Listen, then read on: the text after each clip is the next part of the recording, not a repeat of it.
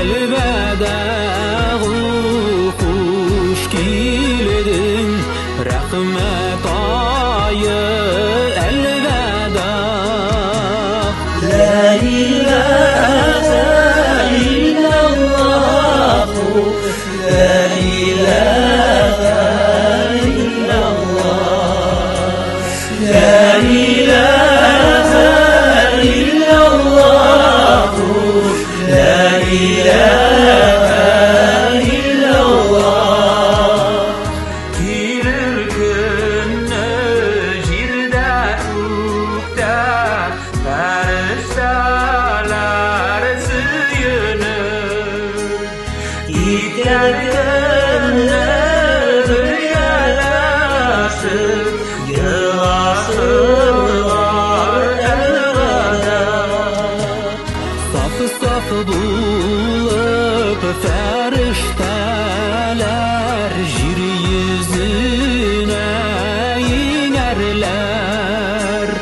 Kullarını da nurlu tabak müminlerge verirler.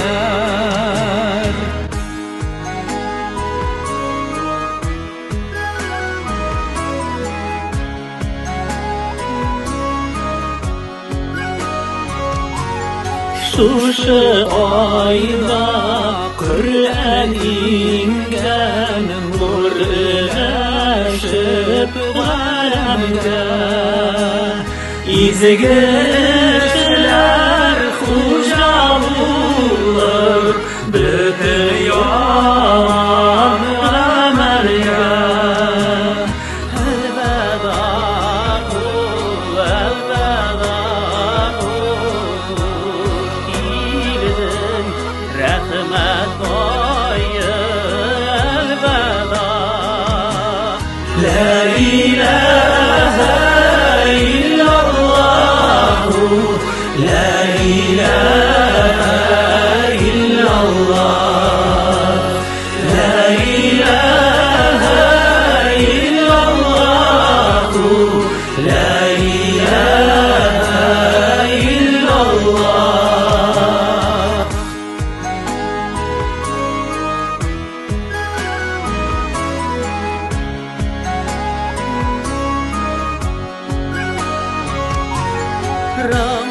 Ramazanda aşıladır bu dünyanın yemi.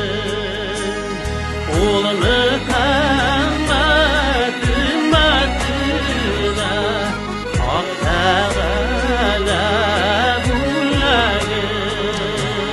Nurun bilen bizelgendir bütün meşitler tamam. Zikir, tesbih ve teravih kitabımızdan elveda. Elveda, elveda, hoş geldin, rahmet ayı, elveda.